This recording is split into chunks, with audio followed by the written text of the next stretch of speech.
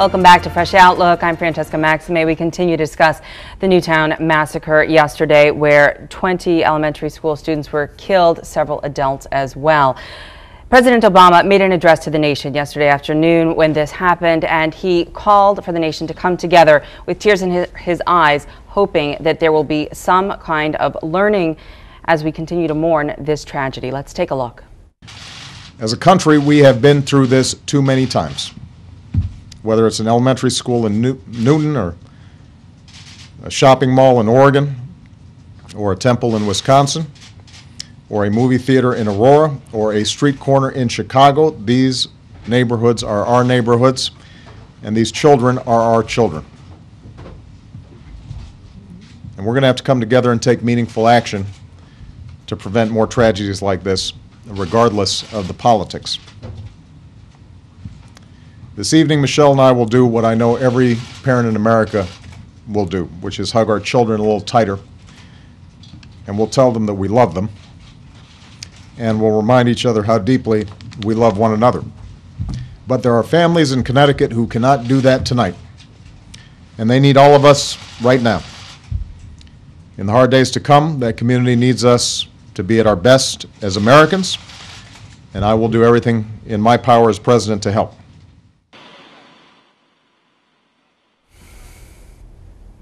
Now, you know, a lot of people have said that the president may need to do more, and I suspect that he will come out with more of a forceful statement in the coming days, and he will, you know, have some kind of a plan put forth, perhaps for greater gun control, as Mayor Bloomberg has, you know, desired and called for, and as many of in the nation have called for. What are your thoughts on what could be done? I know that some of the things could be reinstating the assault weapons ban that expired in 2004, banning high-capacity magazines, requiring criminal background checks on gun buyers at gun shows, and improving instant background checks to more thoroughly catch people with histories of mental illness.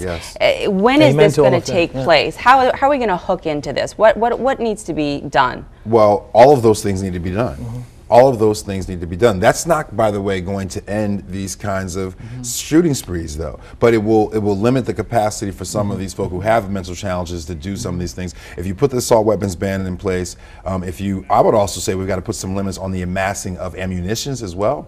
If we do some of these things, it will hedge against it, but it still doesn't get to the root cause of the problem, which is we live in a culture of violence. We have a nation that's been engaged in war for over a decade. We have a nation that engages in drone warfare. I mean, we model violence as a nation, and we have to think about how that culture of violence trickles down through video games. So how do we begin to change our culture to one more of compassion, to one more of understanding? How do we begin to do that? I got a silly solution actually about video games. The idea of as I'm going to suggest this to Nina in the 11th grade when she's putting together the revamping of video games to make it more educational. What if actually video game players got more points for saving people's lives than for ending them in a video game? Something as silly as that. But I'm saying ways of kind of beginning to maybe retrain, and maybe beginning at least on that level and that medium to kind of re-inject the importance of the saving of human life. I know it sounds silly. But going back to what James was saying, a lot of times video games are also mimicking our military approaches, our political approaches. So we actually mimic the bigger picture. The most popular ones are doing that. Yeah, exactly. The most popular video games that are violent video games are mimicking our militarized culture. And we look at our defense budget here in the United States, and we look at the wars that we elect to engage in, and the ones that we have waged, and we look at the industries that we've continued to sink money into, including the prison industry and, so it's kind of like the a war chicken machine. Egg kind of. Well, I just think that it's a financial issue too, because we have a gun industry, and we have an arms industry, an international arms industry, and we have but those industries are wealthy enough, number one, to divert some of their dollars towards trying to address these efforts, and number two, even though they want to continue to proliferate weaponry and guns, they can survive. They're going to be fine if we start to manage that a little bit more. They're corporations, and they have a duty to their stockholders to produce and they also profits. have a duty to the nation in which they're making all this money. You know, it's all of the above. We need to find ways individually to make a difference, to whether it's interpersonally or in lobbying, whatever it is that each of us does. And I hope that each of us has a chance to make that kind of a declaration. But it's like all of the above. We have to do all of these things and see what sticks, and then find more ways of doing that. But there's no magic bullet. Sorry for the analogy in solving this. How successful are things like restorative justice programs, and what kind of community building can we do? You know, if you were to come up with a plan, I mean, you know, what kind of programs would actually work? I mean, I think it starts with a national conversation around the three main threads that we're talking about: the mental health piece, the culture of violence piece, and the gun control piece. So we have a national. What that means is that our leaders will engage in conversations and in innovative ways of thinking about how you address those things. What should come out of that from at a community or more local perspective is, listen, what can we do to erase the stigma around mental health? What can we do to pour some of our resources back into mental health programs to make sure that there's more psychologists in schools, that we're able to identify problems a lot bit earlier? What can we do to make sure that parents who are in homes sometimes where children are obviously having problems and obviously alienated from our society, who do they call when that happens? Who can they talk to that's not going to bring the stigma of mental health into those situations? Yes, so, and let's be honest about it. It has to be global and work its way down locally. It has to do with votes, who gets voted into office. If this is actually going to put pressure on the electorate, to put pressure on those hoping for public office. In other words, if they become sensitized to these issues and start taking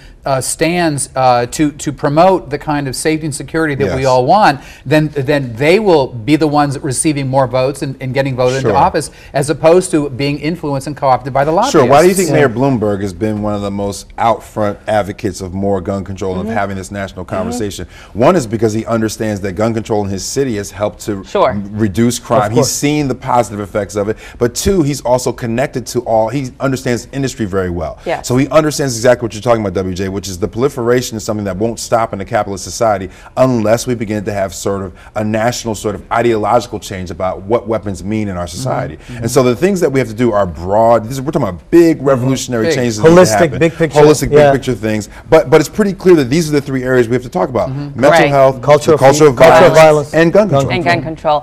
And you know, just as we wrap up here on Fresh Outlook today, we have one final look at what is happening in Newtown, Connecticut now, and the healing that must take place.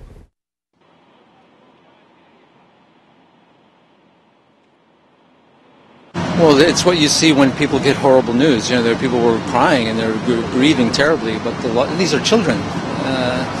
So it's just wails of grief, of this inexplicable loss. And then trying to find other family members and pull together so that they could comfort each other. And then I was there to, I was looking for the people who didn't have a family member, someone who might just be standing by themselves, and tried to give them comfort or just be with them until their family could show up. Well, you know, those words obviously from somebody there on the scene in the town, in the area, trying to just make sense of it, just like all of us here in the nation are. And I think that in the coming days, we're all going to try to come up with our own solutions, and you'll see people in their own communities trying to perhaps join the national debate. There was a petition that they said was circulated online through social media that garnered the required 25,000 signatures to get the president's attention on the issue in a matter of a couple of hours. And so perhaps some grassroots efforts like that will continue to kind of push this conversation forward, and as my friend said, make it less about a conversation and more about a national argument. Anybody have any closing thoughts? I mean, I'm just going to tag along to what James said. It requires long-term solution-based approaches, holistic, and politicians need to be need to feel that they're going to be held accountable. But grassroots, some of the sustainability responsibility for the conversation falls on us, falls on the media. The media has to be responsible to keep the conversation all right, going. thank you. And that is all the time that we have for today in the media here on Fresh Outlook. I'm Francesca Maxime. Thank you so much for watching. Stay tuned for Every TV for more news on this Newtown, Connecticut massacre.